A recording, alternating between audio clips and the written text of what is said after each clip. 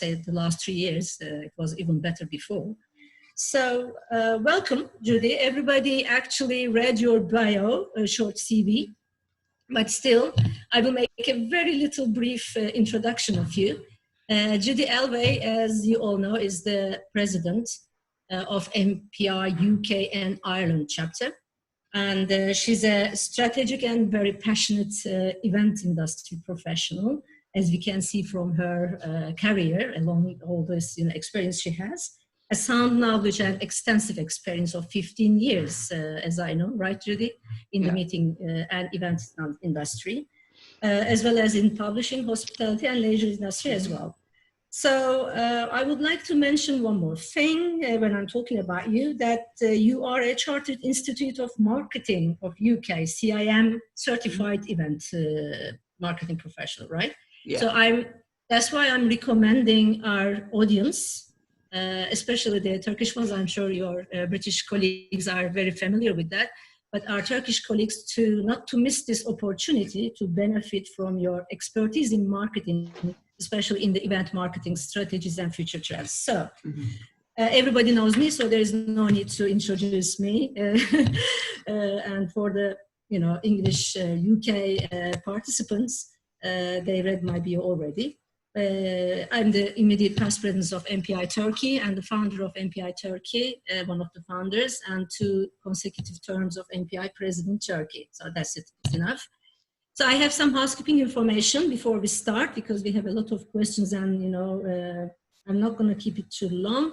First of all, please forward your questions to the Q&A section, not to the chat, please, because we will be going through the questions and, putting them in an order in the Q&A box. And we will be answering all these questions at the end of the webinar, because you need to be, I kind of ask you to be a bit patient, because along the way, throughout the conversation, we might answer some of these questions, and I don't want to be duplicating the question. That's the reason we keep answering the questions to the very end. So that's about it, really. And before I go to my questions, I would like to say that I separated my questions into 2 groups. First part will be mainly about the UK market or the normalizations, and then the second part will be mostly about overall the event industry. How is it going? What about the future? What about the hybrids? And all that questions will follow. So without further ado, I start with my first part of the questions, Judy. So as I said, UK market is very important for us. And also it's a very established meeting industry. UK has a very established meeting industry, very experienced market in events industry. And I read some, economic impact studies in the past, UK did with ICA and MPI, and, there are outstanding numbers over there, like you are hosting millions of events and doing over 50 billion at that time. Pounds worth of economic contribution of the meeting industry. That's huge. So obviously at the moment we would like to know how the market is doing, how UK market is doing. What is your normalization process? I will ask a couple of questions one after the other, but I want you to give a overall answer as you feel like. And probably some surveys that you have at the moment that UK market has, as all countries, has a drastic loss, obviously. If yours is 75, ours is probably 95. So, and also you are representing MPI in BVEP. So it's an umbrella organization of all the event associations and in the industry important associations. So within that context, my first question would be, how is UK event meeting industry is doing, and what are the challenges you're dealing with the government and the decisions taken, and at what stage of normalization you are at the moment? Actually. Okay. So yes, you're right. I am, as MPI, we're also a member of the BVEP along with the other associations in the UK, and the BVEP is the Britain Visit and Events Partnership. So it's also the tourism destinations, and the BVEP is working together and then talking with the tourism minister in the UK. So we're basically getting daily updates of what's happening, but also having the opportunity to have our say. And interestingly, I mean, you mentioned 50 billion. Actually, our industry in the UK, from our most recent report came out, is actually worth 70 billion now. So, it's worth a lot to the UK government. Unfortunately, we're like every other country. We're being very challenged by the climate today. Two of the kind of key things that are challenging us one of them is that social distancing 2 meters, whereas, actually we're one of the only countries, only I think us, Spain and Canada, that are still sticking with 2 meters. And really the World Health Organization is saying we could be 1 meter distancing, which would obviously have a huge impact for our industry, have a huge impact for hotels and venues when they're looking at events. And we've written a very strong letter to the government actually last week to say, as BVEP has written a very strong letter to say, look, if you don't change this, it's going to, we could be looking at losses of about 50 billion to our industry. So at the moment, I'd say we're in extremely challenging times. I think that we're trying to come together as a whole industry and put our points across to government. It's hard because actually, even though there's a lot of associations in the UK, not everyone still understands that they exist. I saw things this weekend on a Facebook group that was, what do I do with this? What do I do with that? And it was a bit like, if you went on the BVEP website, we'd answer those questions for you. So it's also trying to get that message out to the wider industry, the ones that maybe are not so attached to associations. But I think now is an important time for everyone to be a member of an association, because they really are working very well. Certainly in the UK, we're really working very hard behind everyone's backs to kind of get the government on our side and to understand the impact they're having, not only to the events industry, but to tourism in general, which obviously I'm sure is the same for you guys. Yeah, and I think also the airlines is a very important part of it, of course, airline industry. And, with this quarantine, decision of UK government of 14 days in and out, probably that's going to have a huge damage. So I think they gave the government to the court, or they are preparing to. So that was the other. Sorry, I just mentioned there were two. So the other key thing is the quarantine. You're absolutely right, and I think with a lot of obviously people in the tourism sector are very worried about this, but also in the events industry, we have 3 of our airlines. So EasyJet, Ryanair, and BA have clubbed together to go to the government and sort of take them to court and say, you really need to change this. It's interesting though, because obviously at the moment the government has said it will be 14-day quarantine, but researchers and people that are speculating in the media mostly don't think it's going to last that long, because it's just not going to be, we're not going to be able to to track it, and it's just going to do so much damage for, as you say, not only our inbound tourism and events industry, but also outbound as well. So we also run a lot of events all over the world, so people won't be able to do that either. And as other countries are opening, particularly some of the other European countries, it's like we're missing opportunities to go and run events in those countries as well. Yeah, of course. Also, UK is not in the EU, so we know that EU is pretty much, taking side. Let's put it, maybe as a natural of being a EU member. They are protecting each other in terms of the economic side, and they are promoting the EU destinations for the events. So we are also a bit out of the EU. So it's getting really complicated for us to go and come back and stay in quarantine and do business. It's all or from our industry as well. I think last week, either Thursday or Friday, regarding, I'm just trying to see what they actually called it, regarding having they're calling it corridor, like a corridor of countries that we would then partner with and say, okay, those particular corridors, I think that would be the first step out of quarantine. It would be, there'll be certain countries that the UK will work with and say, okay, we'll have an agreement where people coming from each other's countries won't get quarantined, but then that will then be a step out. But I think obviously we want it to be wide and much wider across the globe if we can. Yeah, I think Turkey should be one of them then. We should really push, push hard to, or promote that, do the advocacy actually as the meeting industry to be a part of these countries, hopefully. I'll mention that in the next BVEP. yeah, okay. Because within that context, perspective, I was going to ask you, what is your expectation, for the UK market to, not just on the national domestic level, but to open to the international events? So you already answered, because UK events, not for us to attend, but also UK events coming to Turkey is very, very important for us. So I'm sure a majority of our listeners, audience is meeting planners, so they would be very much interested to hear from you. If there would be a priority of destination, would there be a priority of destinations regardless the rules and regulations, or of course it's a major issue at the moment? Obviously I personally don't know that, because the government are working with individual European countries, but I mean, I know that they'll be looking at other European countries and what they're doing for guidance on the social distancing. So for instance, obviously Germany is one of the first countries to come out and say that they're already implementing a lot of social distancing in their larger venues, and that's specifically more on the kind of exhibition trade show side of the business. And I know that they all worked together and gave something to their government as a report to say, this is what we would like to do and this is what we suggest.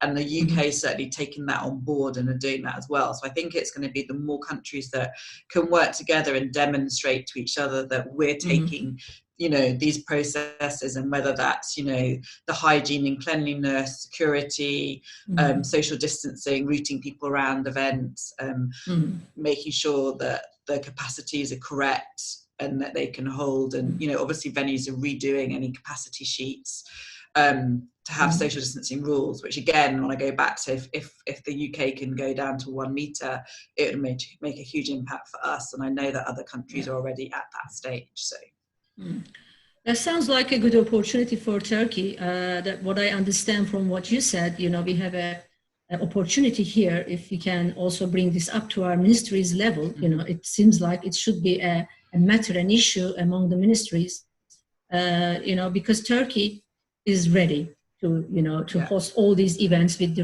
rules and regulations, like my venue or all the other venues, with a 1.5 meters is social distance that our regulations are.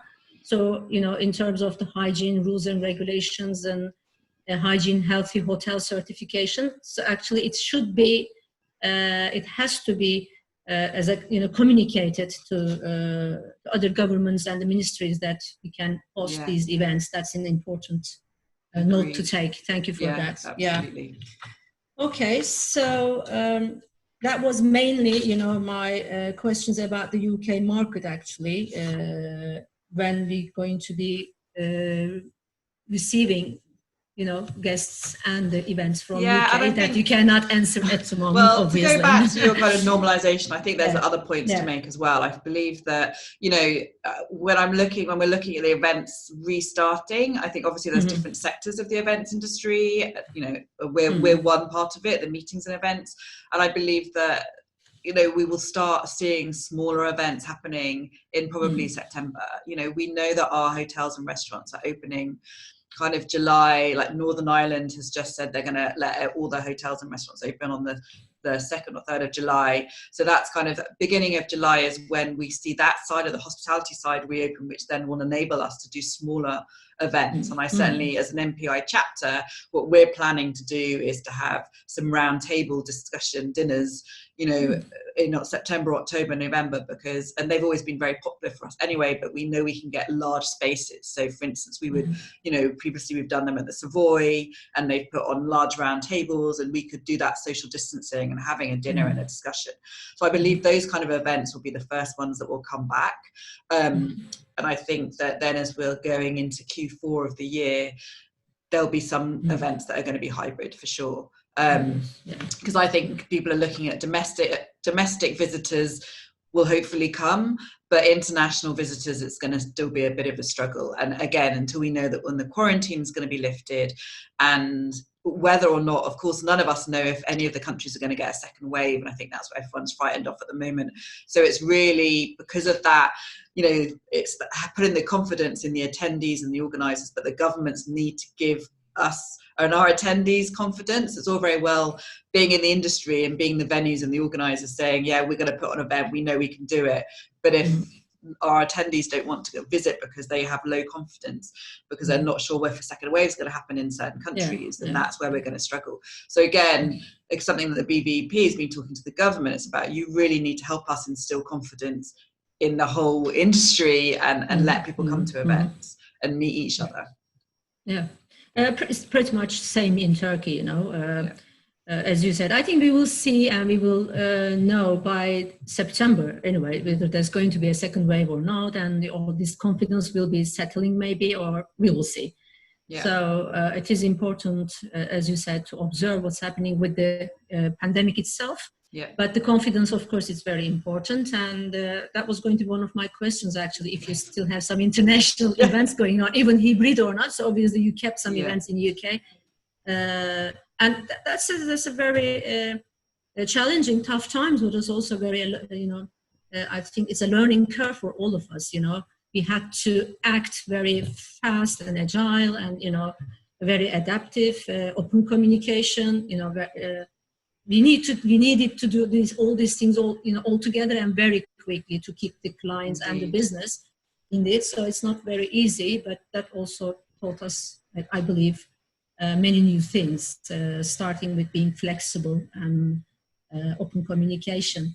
So would you like to add a few more on that? I mean, if maybe for the, you know, our audience joining from UK and Ireland, I might give a very short brief about the Turkish industry as well. So we have the same situation pretty much, not expecting international events for 2020, before 2020, we try to keep some of them are hybrids, pretty much the same, almost the same actually. And as we listen from our other colleagues in AIPC, in ICA, I think all countries are pretty much in the same level going on. So I would like to continue with my second set of questions, which are much more not interesting, but, you know, very much to the event planning itself. So that would be how the events will be, will shape actually, not only during this transition period. I call it transition period because I think the conditions will change again in the near future. But within this transition period or in the near future, how the events will be. Like 1 year ago, maybe trend was a smaller meetings, content, festivalization and all that stuff, but it's changed pretty much. Some of them are still, of course, valid and very important. So how do you think the events will change in terms of size, format, technology, content? And I would really appreciate if you can answer this question from the client perspective as well, because it's also very important how they will use the events as a marketing tool or not, which is your, you know, main expertise maybe, that, you know, marketing and the corporates. Yeah. So what's going to happen? Do you think that the events are still will be memorable? I think it's even more important to make them memorable. And I think especially if you're going to do, you know, certainly there's been a massive quick pivot to virtual events, which are currently happening now. And it's interesting because, you know, I as kind of in my day job have put on virtual events, but at the same time I've attended a lot of virtual events, and the ones where there's no engagement, just like an in-person live event, they're the ones that you're not going to remember, unfortunately. And it's not just a case of taking all your content and whether it's hybrid or virtual and putting it, you know, streaming it, because you still need to make sure that anyone that is attending virtually has the same level of engagement. And, you know, you mentioned technology. Obviously there's a lot of tools that can help that, and whether that be using a mobile app, you know, I know people can use chat and Zoom, etc., but actually there's better ways for people to network and communicate. And I think, you know, most of us, whether it's for business or others, you know, we go to events to connect with other people. So the networking is one of you know, the content might bring you to an event, but what you want is the networking, in whether or not you're a corporate where you want to get leads from that, or you're, you know, an exhibitor where you want leads, or you just want to go and network as an association. It's really important to make sure that you're facilitating that in the right way. And I think that's going to be an interesting learning curve for the whole industry, in that if we can't kind of be close proximity, how are we, you know, going to do that networking? But there certainly are some ways, and again, technology will help us with that. I think, you know, as we mentioned before, there's lots of different elements of the industry, and trade shows and exhibitions, I think in a way we'll find it easier because it's quite easy for them to, you know, they're looking at what the shops and department stores are doing and making, you know, pushing traffic around. You can push traffic one-way system around an exhibition set at hall. But it's interesting, isn't it? Because if you look at some of the hosted buyer shows like IMEX or the meeting show, that's going to be a lot more difficult, because normally a hosted buyer show, they're going from one end of the hall to the other, or one side to the other, to go and meet, to attend their meetings, because they don't know where the people are going to be that they've got their meetings or appointments with.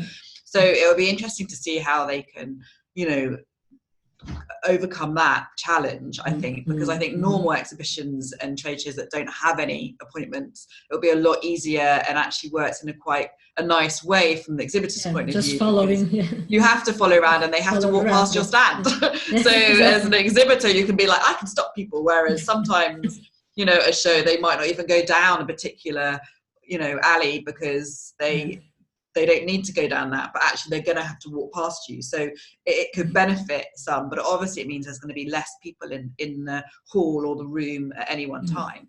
I think conferences are going to find it a bit harder, because, you know, you do a big keynote, and if you're in a room that would normally hold 1,000 people, maybe you're only allowed 450 in there. And that's probably where hybrid are going to come in, because, you know, you might be looking at, okay, we'll hold 300 instead of 1,000, but 300 are domestic attendees, and then the others might be the international attendees. But again, as I said earlier, you can't just stream it and hope that they're going to have a really good experience, because that's not what's going to happen. You need to, you know, really have as well as your live MC in the event who's hosting the event, you want a virtual MC as well to also host those virtual attendees, and make sure that they're narrating it for them and they're getting feedback and answering questions, and really so they feel that they're part of it. And if there's any workshops, letting the virtual attendees go into breakouts and talk to each other, as well as,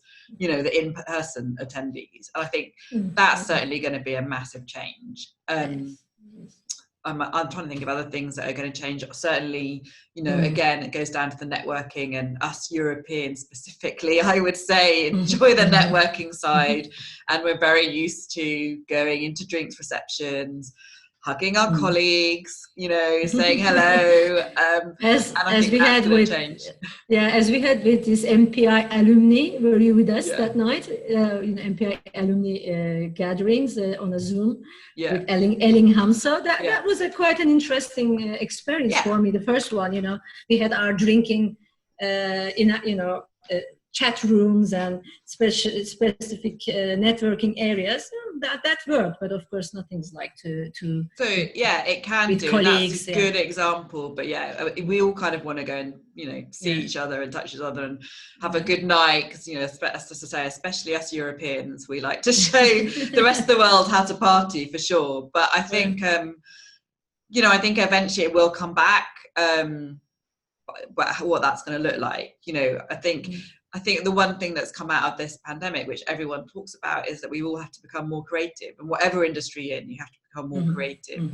I think the worry, kind of to our earlier point about the confidence, is, you know, the big corporate companies are pretty much saying they're not going to run events for another year, or they're not going to travel for another year. So it's all very well, us as industry people, we're like, well, we'll still go to IMEX, we'll still go to IBTM or the meeting show or whatever events happening in your region for our industry, because we're events industry people. But it's when we want the corporate people who are using our services, if we're a supplier or if we're an agency, would be hiring us, whether or not they're going to be allowed to do physical events. I think is what the struggle is. And again, goes back to the governments of each country trying to instill confidence, because if Microsoft and Google say no events, then that filters down into the rest of the industry, and some of the smaller businesses that maybe could do an event and are worried about what the big corporates are saying, so we're following their lead. And I think that's one of the biggest worries. And in a way, if we as an industry could get some of those big corporates in a room and explain to them the value of how we can get hybrid and face-to-face events, it would really help us. Yeah, I totally agree with you that the governments should also understand and support and promote the importance, let's say, to lift these restrictions as quick as possible. Otherwise, they will have to deal with a huge number of people, that economically they will have to support, including the small suppliers, contractors, which are, serving to the industry itself. So at the moment, yes, we receive government support, but it's not going to last for long. And for the economy itself, the event industry is very important, and it has to come alive. That's what we all agree, I suppose. So, Judy, are you with us? You look disconnected? Or am I disconnected? No, you're connected, Handan. There's no problem. I think there's a problem with Judy. I think she dropped down. Let's wait a couple minutes. She will hook up again. And in the meantime, we are live on Facebook, by the way. Okay.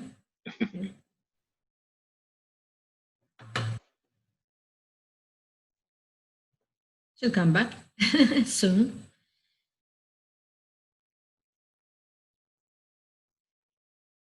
We have some chats, the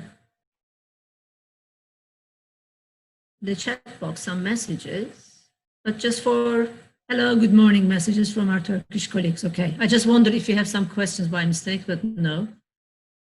Oya Hanım, good morning to you too. Merhaba. It's the only message I have. That's a good one. I mean, it's good. It's nicely done. We have 2 questions in the inbox in the Q&A section. So, but you can see also. Maybe we can address some of the people attending, and if they want to say something or question. Yeah. Let's wait 1 more minute. Judy has a problem, I guess. Okay, guys. So actually, I'm trying to cover many subjects as much as I can, from these different perspectives. But your questions are crucial. I would really strongly recommend you to, to benefit from this webinar, to get as much as information you can from a UK industry professional. So all these chats and conversation has little but very important informations included. So we have to pick some of them, and of course, overall, we need to know how our industry will survive. So what is important, insurance, and what the client is thinking about. So we'll be just going through a little bit as much as the time allows, but your questions will be more guiding if you ask as many as you can. Judy, are you back? Yes, you're back. A little upside down, but doesn't matter. Okay. Yeah, here you are. We might add some couple of more minutes to our webinar because we lost just a little bit of time. Doesn't matter. You are connected to audio now, and you need to unmute yourself. That's what I see.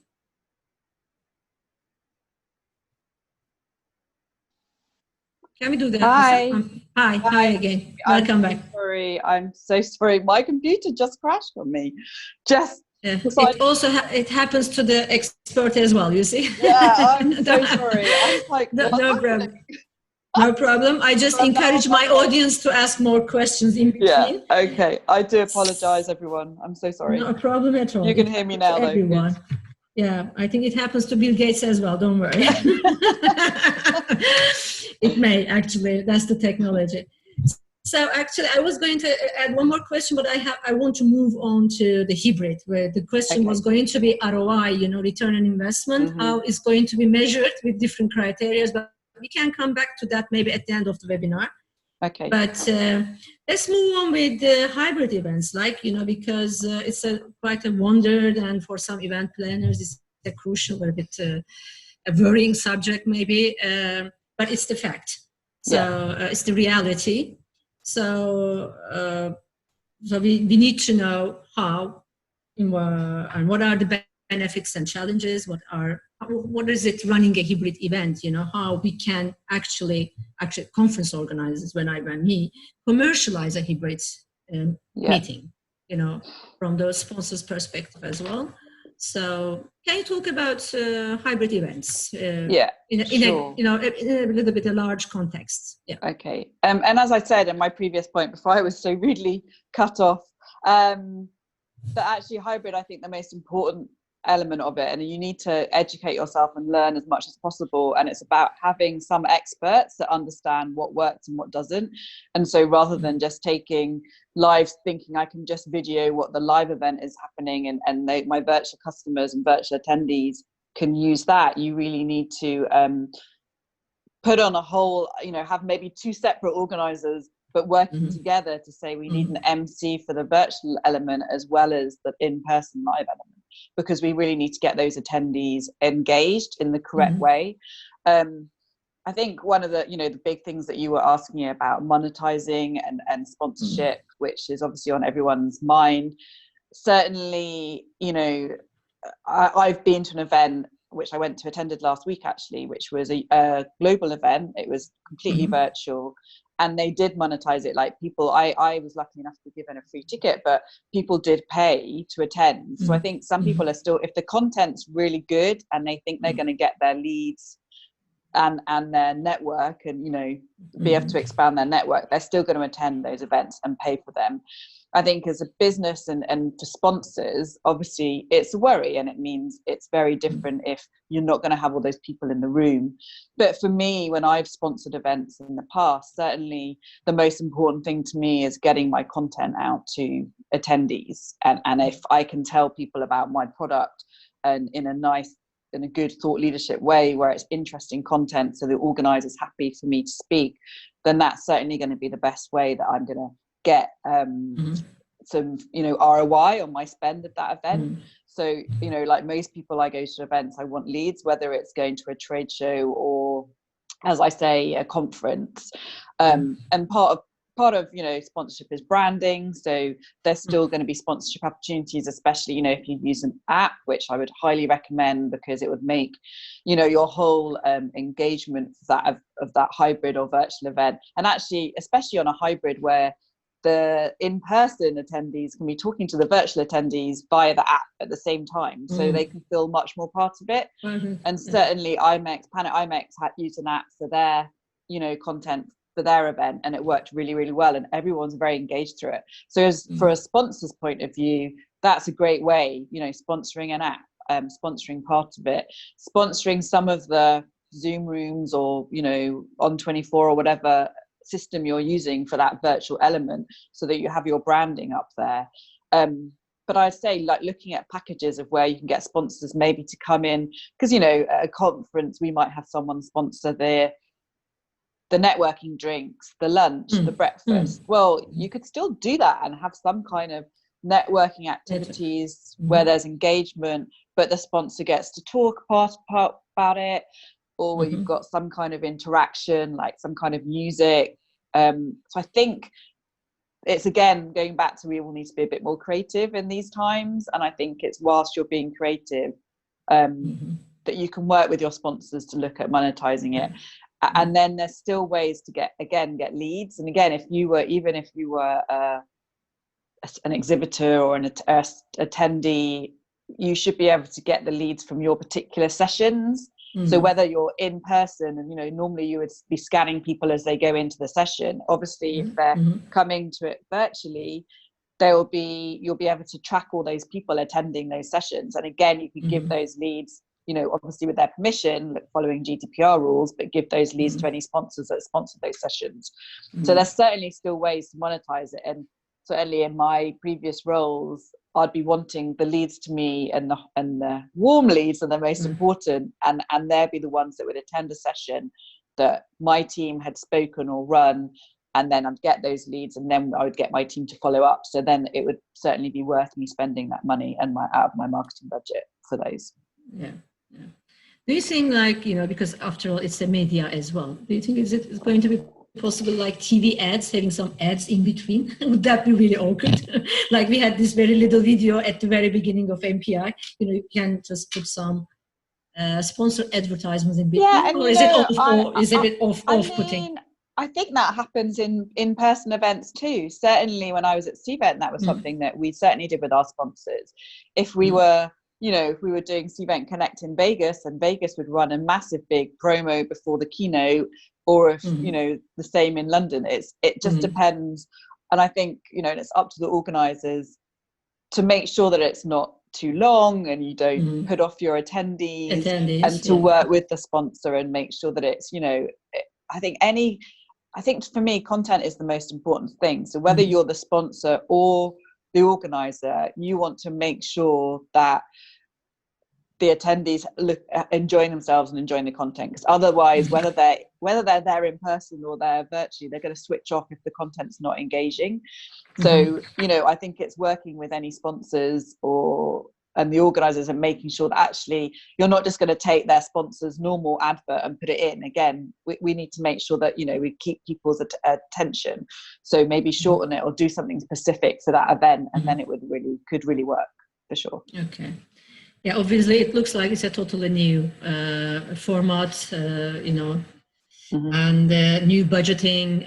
I'm not going to ask what about the profit side of it, but probably, I don't know if it's going to be more or less for the event planners, but this is something new that everybody will obviously adapt and learn in time, how to run it and how to maximize the I know, and I think there are other ways, and you've got to remember that there could be positives. Of course, we want the in-person part of it from the hybrid, and we want to meet people because that's where we make most of our network and connections. But actually, if you have that content and then it's all recorded, then you've still got a chance to then gather more leads post the event, because you're going to be able to reach a much wider audience. So people that wouldn't have been necessarily available to attend your in-person event, they can watch that footage 2-3 weeks later, and you can still get more leads. So I think in some ways it's going to massively expand your audience. When we looked at doing IMEX Frankfurt, originally it was like, well, we would normally have 7,000 people there, but actually when you look at how it's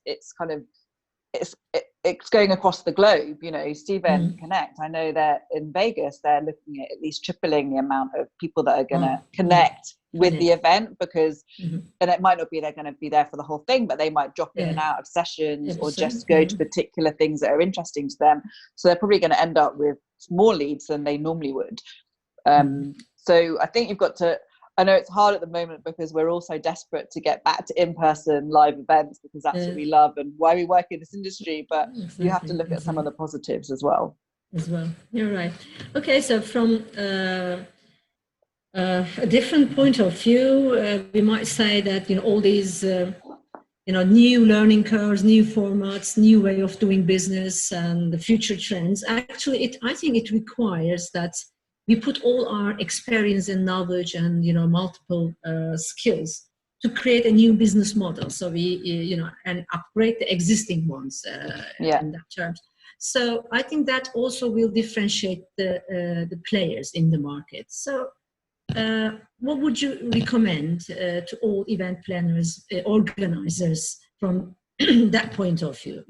What they should be doing to survive during such a tough, challenging period? How they should be acting, what they should be doing. I mean, certainly, I think at the moment it's just education.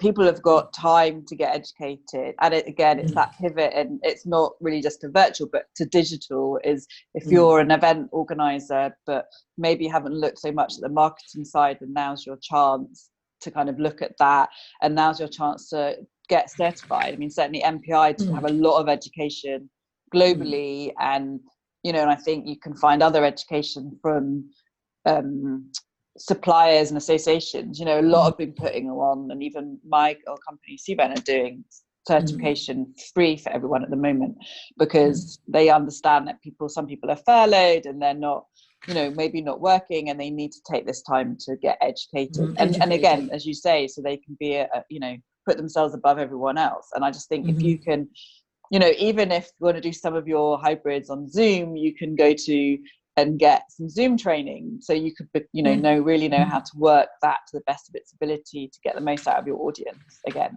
So I think there's a lot of opportunities, whether it's through MPI, through your other associations, but just education is going to really, learning about this, well, we hate the term the new normal, but what it might be, and it's trying to get as educated as possible so that you can, really be the cut above. Yeah. I think also communication is very important, Judy. Communicating with the clients also. Yeah, for sure. As transparent and as clear as possible. It will be a key to survive in this industry, to know what their reaction will be, what is their future planning. As you just mentioned, some of the big corporates, they are not even planning to do any business during 2021. That's a huge information, actually. Yeah. Just being ahead or updating your business model, it's very important to be aware of the industry itself. So that's communication, being in contact with the clients continuously, providing them with the transparent information. And maybe because they are working from home, it's good to know how many people are working from home and what they are doing and what they are not doing. So I think communication. And I think as well, working together, it's like you said at the start, we need as an industry to come together, and now more than ever. And I think, it shouldn't be, there's suppliers and venues on one side and there's organisers and planners on the other. It should be, we should all be talking together, because all of us want to come out of this and have an industry and have a business. So, and it's really, as you say, communicate with your clients and make sure that I know it's like you both understand that we're all in a very bad predicament, but we all want to help each other. And I think it's just that kind of helping each other will really, and the ones that do, and the suppliers and the planners that do kind of bend over backwards to help each other, and you'll build your relationships, and you'll come out stronger at the end. And they'll be the companies that will do well and survive, I believe. That's right. So we are actually in the maybe last 10 minutes or 15. Of course, it's not last but not least. We can have many questions, but before I go to our question and answers and receive the audience question, as you just mentioned, I was going to ask about the MPI certification, but you just mentioned about that. I would like to underline that it is really important to know that MPI offers great benefits. Education is being one of them to its members. So it is important, I was going to also mention that it is important to benefit, to be aware what kind of educational offers they have, because after all, education and certification gives a competitive advantage, right? A significant competitive advantage. Absolutely. And it's good to know that there is an availability of many education. As you also said at the very beginning, it's also important to be a part of an association during these days, right? Yeah. Yeah. Okay, so would you a little bit explain to me what is FF15 Mentor? You are a FF15 Mentor. What is that membership? It's Fast Forward 15. It's one of our kind of a very important person in the industry in the UK called Faye Sharp. She ran her own agency and then sold it. It's now part of BCD. She set this up because she realized that there weren't enough women in the industry at the top. Although so many women work in our industry, there's not many. When you still look at the big companies that run, the top is usually men. And so she was like, I need to change this and help to get some more gender equality happening throughout the industry. So each year 15 women can apply to be mentored, and some of the mentors are women, some are men. And this is my second year of being a mentor. It's a really good program, and it's really, and the mentees are from kind of all over Europe. So last year, my mentee actually was based in Copenhagen. She was Danish. She, funnily enough, is now working for one of those big She got a job at Microsoft while I was mentoring her, so that's fantastic. So she's telling me a bit about what Microsoft are doing in Denmark. And I'm still a mentor. We've just kicked off the new program for 2020-2021. So there's 15 women get chosen from out of about 140 applicants each year. So it's very rewarding. Yeah. Very rewarding. Yeah. Yeah. I think there is one in Turkey as well for the mentors being top woman being in the boards because there are not many women leaders in the boards of the companies. Exactly. So it is. Okay, super duper. And I think I'm going to have a quick look at the questions now. With the yes, from Mustafa, is one of our dear colleagues, Mustafa Devrim Yalçın. Is from Universal DMC. Mustafa is asking about, UK applies, I'm just straight reading the questions, Judy. UK applies 14 days of quarantine for all arriving foreign guests. Is this polite way of saying, please don't come? Many thanks. Okay. Well, and I feel like... I think we should ask this question to Boris. Yeah, exactly. Absolutely. And it's certainly not from our industry is certainly not saying please don't come, because we want to see our industry back on its feet, but we obviously have to adhere to government guidelines as long as they're there. And as I said at the start, I don't know if you were on at that point, Mustafa, that 3 of our UK airlines are actually clubbing together to go back to the government and say, we need to change this and sort of take legal action against the government on it. I mean, having said that, I do understand that, we've had a lot of a high amount of cases in the UK. And so there are other European countries who are saying they'd rather the British citizens don't visit their countries at the moment. So, I think we all just want to get our cases down and be clear so that we can travel more freely around Europe, for sure. Okay, so the next question comes from Cemil. He's the General Manager of Istanbul Convention and Visitors Bureau, Cemil Hakan Kılıç. Do you think there will ever be an insurance of some sort that will cover such pandemics of any other natural causes? Wow. I mean, I think that's a question for the insurance companies. And I think, obviously people have been struggling, and the insurance companies have been struggling during this time because, this is kind of a completely unprecedented event. And I think that's something that, like certainly there's been talks about maybe doing some kind of panel with the insurers to see from them what their perspective is, because they've had to kind of pivot as well, like the rest of us.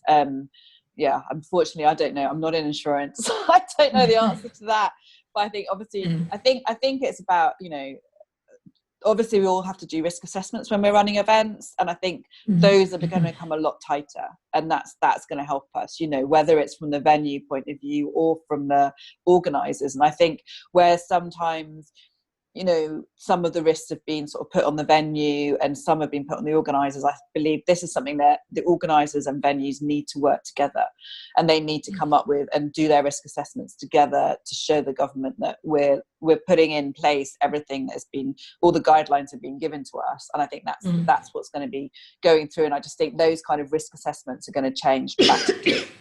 Yeah, and there will have to be some policies, that there's a legal issue of all these new normal things, including GDPR, as you just mentioned, hybrid events, insurances, and force measures, as we listened from the site meeting the other day. So there are all these issues needs to be carefully handled also by the governments. Yeah, definitely. Exactly. Next question is from Oya. Also, she's a dear friend and colleague, DMC. Hi, Judy. From your point of view, what qualifications make Turkey one of the prime MICE destinations for UK and Irish potential clients? Thank you. So, that is your personal point of view. Yeah, I don't know. I mean, I think at the end of the day, it's about, your UK visitors. I mean, most of us want to go to any sort of mainland European, Mediterranean country because they're all beautiful and you're very hospitable. And I think, it's about... And very knowledgeable and expert. Yeah, exactly. And I think it's, again, we're sort of going back to the communication. I think where organisers struggle and I'm sure it's the same across the globe, not just in Europe, doing something internationally, it's whether or not, if they don't speak the same language, and sometimes communication can suffer, and there are obviously certain countries that have different reputations of maybe being a bit slower at communicating, or, you know, so I think just being in constant communication with your clients and offering that will make a huge difference. And that's what people want to see. They want to see that I'm going to, when I get to that country, and, you know, if I go and do my site visit and I come back to actually put on the event, I'm going to be looked after, and the local, whether it's the venue or the, you know, the local area is going to give me as much information as I need to really make sure that all the attendees that are coming from whatever country they're from have the best time. And I'm sure, as you know, as your local DMCs will be certainly working together with all your venues and making sure that they talk to all the organisers coming from whatever country, because you want to put on the best event that Turkey can put on for visitors. And it's the same when people come to London, we know we get London and partners involved, and they will put on the best event as possible, and that goes with across the UK from all our different cities and venues and parts of the UK. So it's just that, you know, being as welcoming and as helpful during the process, and as helpful during the RFP process, I would say, because it's you know, it's when you put in those extra hours there and perhaps communicate and talk to your organisers, that's what's going to get you the business. Exactly. Yeah, I know that Turkey has been a very important market also, you know, a destination actually for UK events. Yeah. We had many, not only incentives, but, you know, the events, big, huge events as well. So I believe UK planners, they know how experienced Turkish industry, especially. Destination is great anyway, but I totally agree with you that as of now, we need to be more flexible, understanding the client. We should be reacting with some added values to the client's needs and requirements of the new normal. So that's the key at the moment to get the business. So it's not enough. It's not enough anymore. Nothing is enough anymore. Just, you know, summon the experience and the knowledge and create something new, appealing to the new normal. That's what we need to do. And I think as well, as you say, it has been an important destination, but, you know, and I'm not speaking for all organisers and planners, because, you know, everyone's different, but I always like going somewhere new and somewhere that maybe isn't like a tier 1 city, because I always feel, in fact, and London falls into that same category, like the tier 1 cities across Europe, sometimes they're the least helpful because they're always so busy. They think they don't need to do the helping. So it's like, if you can be a tier 1 or a tier 2 or tier 3, but it doesn't matter. It's actually that communication and what you can do for your organizer, you know, and your client, that really makes a difference to me as an organizer, rather than I'm not just going to go to Amsterdam or Barcelona or Paris because, you know, they're the tier 1 cities. It's actually which ones are going to help me put on the best event for my attendees. That's right. That's right. Okay, so I don't see many other questions at the moment. Right, Melis, do we have more questions? So time is running up. It's 2 o'clock already. Yeah, actually, we have one more question from Serpil Kiskin. And she says that how to bridge the healthcare, tourism, and economic activities and the changing economy, the aging society, the society in need of care. Could you pass the question to me that I can also read it, please? Yeah, I'm not understanding the second half of it, but I think it's saying how are we going to work together on health and safety post-COVID? Is that kind of what that question is? Yeah, it's actually about how to bridge the healthcare tourism. Okay. You mean as in healthcare professionals moving across throughout Europe and coming in, or just, do you mean like pharmaceutical companies coming in to do their conferences? Sorry. That would be a good question. Yeah, maybe. Yeah.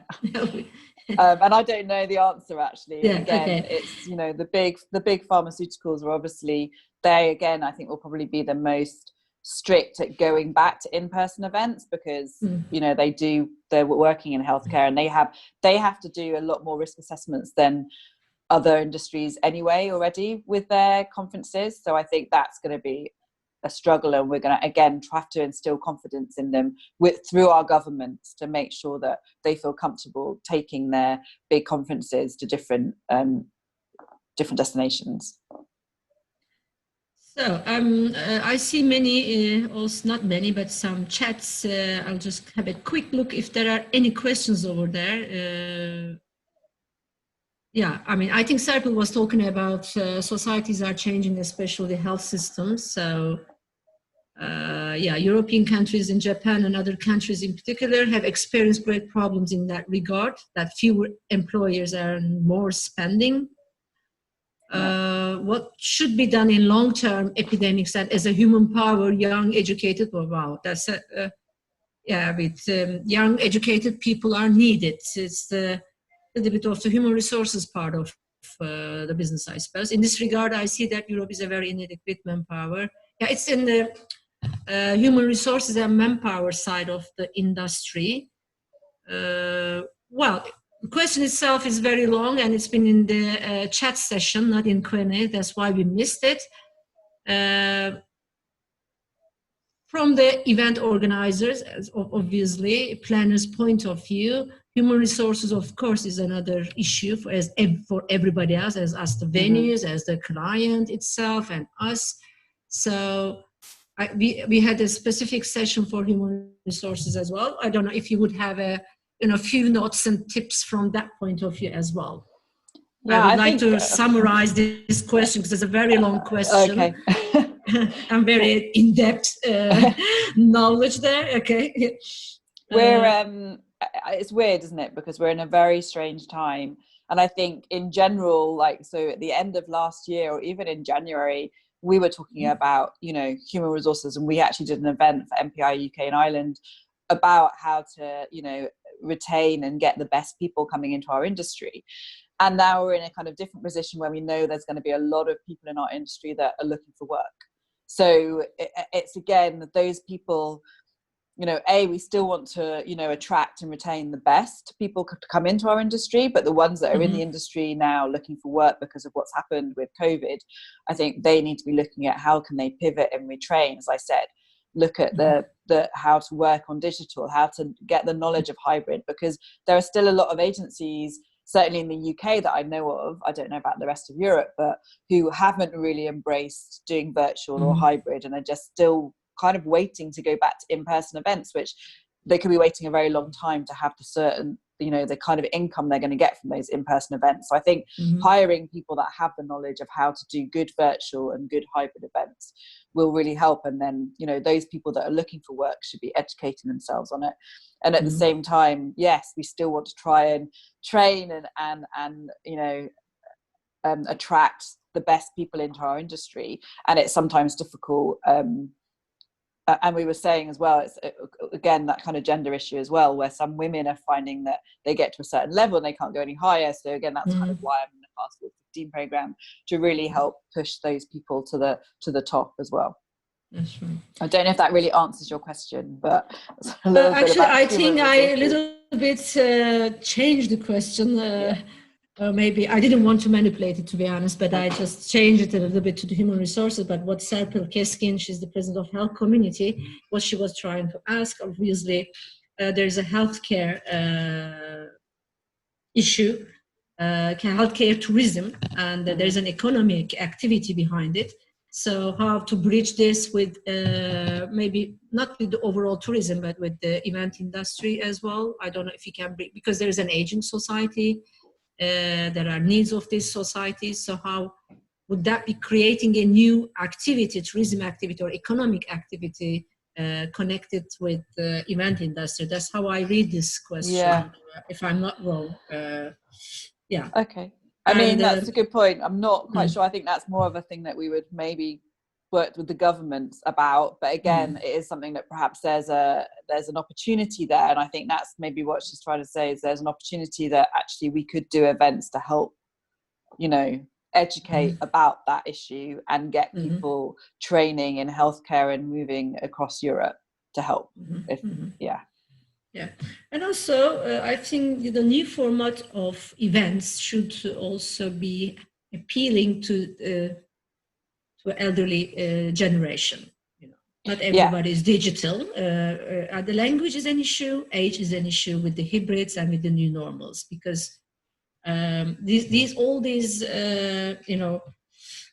elements has to be taken into consideration when the events are planned, because it will be, if it's going to be hybrid or virtual, so we should not forget that there are those elements behind it. So as you said, Agreed. Engagement is very, very important. Are they going to engage? Though, isn't it? Because there's a certain demographic, as you say, the older generation that maybe prior to COVID never really did any shopping online. So if we look at the retail sector, and I think the events industry can always learn a lot from the retail sector, especially, even that the shops have opened first and then that we're watching what they're doing, and events can copy that. I mean, I've always looked to retail anyway, like exponential. But I think it's interesting that actually more of the older generation are now shopping online, and the retailer kind of are ready to embrace that and understand that there's going to be less people, the older generations that they kind of counted on going into their stores. Maybe now they've learned how to do it, they won't. And it will be the same now. They've learned, the older generation have learned to have Zooms with their family and are understanding, and they're embracing technology. So it's not scary to them anymore because they've had to learn. So I think actually, again, it's kind of educating, but being aware of what your demographic of who's attending your event is, and making sure you give them really clear instructions. And so again, going back to communication, and as the organizer, communicating with your attendees and making it, I mean, I think even in person events, it's always, you want to make it as easy for the people to get to your event as possible. And the same as with virtual, you want to make it as easy as possible for them to enter your event, whether it's hybrid or virtual as well. Yeah, that's right. And actually, I'm personally wondering what's going to happen to the translators. Yeah, that's difficult. I hadn't really thought about that, to be honest. I mean, all these it's, translation into 3 languages, 4 languages in the big events. Is that going to exist anymore on the virtual, or we're just going to have automatic translation? So these are all new coming things, Yeah. The automatic translation is kind of already happening, and there are apps that you can get that are being utilized. So I have a feeling they will be utilized more and more, and it would be something like those apps would probably be, certainly for my old company, you'd probably integrate something like a translation app into your mobile app or into your kind of reg system that's looking after you, so and that's something that would certainly be looking at in the future, where I'm sure you could join something and be translated. But I think if you were a bigger conference and had the budget, then certainly to get someone of all the different nationalities to translate for those audiences would be the best thing to do, for sure. But I'm sure there's a way technology can do it and help. Yeah, I wouldn't like to sound like the devil's advocate, but I hope that all these, colleagues of us, that suppliers, they will always be there. Yeah. But we have to think about these things as well. Agreed. Absolutely. So there was one more question that I need to pass it to you. And do they have a female leadership mentorship program at MPI UK and Ireland chapter? That comes from Feyhan, our president, MPI Turkey. Or is it only private initiative, the ones that you've just been talking about? No, that is a private initiative. But obviously I do talk about it and I do promote it to the MPI members as well. It takes quite a lot of work to organise something like that. We have something different. We do something that's called MPI Connects, which is we take university students who are graduating in event management across the country, and we bring them to an event sort of in April when they're about to graduate, and matchmake them with suppliers and organisers and employers, basically. So we do an initiative where we try and help people that are coming into the industry, having just graduated, to get a job in the industry, and we help run that and matchmake that. And I think that's always a very popular initiative and works well. It's getting the new, as you could say, attracting those new people and getting them into the industry, and explaining, because even if they do 3-year university degree, they don't always know what the jobs are within our industry. There's so many jobs you can do in events. Right. So it's sometimes just going down and talking to the students and saying, these are all the different jobs, and they go, wow, and I certainly hired people from that event before, as did IMEX, as did Grassroots, one of our big agencies. So, that's a really good initiative as well. That's right. Okay. Okay, Serpil sent a message, which is I would love to read it, but yeah, maybe you should send it as a text because it's a long text. It's difficult to read the whole thing. It's been almost an hour. I will pass that text and the question to Judy personally. Serpil, please forgive me that I cannot go through it and read the whole thing. And Şebnem Mardini, my last question is Şebnem, she's the president of YEPUD. Şebnem, please forgive me that I cannot translate it to English at the moment, but as another industry association, very important industry association for creative events association. So her question is, Greece opened their door without any condition. What do you think about it? They've done well. Yeah, it's funny. I think Greece have got a condition that no one from Britain can visit them. So I think that is a condition from Greece. Because I remember reading the news going, oh no, I love Greece, I want to go. I mean, they need to be looking at who's coming into their country and from where. And, it's interesting. I don't know if you read the news today, but New Zealand have just seen, I mean, I don't want to put my own country down, but, 2 Brits have gone there and have, got COVID. So, and New Zealand have been the best country globally. So I think it's about, it's we all want our doors to open. That goes without saying. But as we said at the start of this webinar, you need to follow your government guidelines, and we need to make sure we do it safely, because at the end of the day, the health of the world is the most important thing. Exactly. But yes, we want to get our industry back. So I think we just need to look at all the variables and see when we can open safely. And again, even if countries are opening for events, I think it's whether or not it's getting the confidence, as I said, of the attendees, and many attendees won't be allowed to travel for business, for events. Right. So, we kind of just need to work together as a region and say, let's try and get back on our feet as quickly as possible and see how we can work together to make it happen.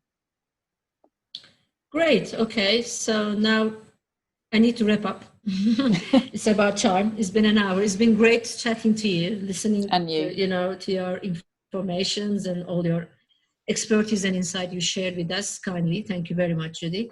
I know that we will continue with this chapter outreaches. I think that was also a great initiative for MPI. That chapter outreach program is now active and is it in English? This is as MPI wanted to be so, but we will continue. Maybe we will organize one with many chapters together, with all the members together.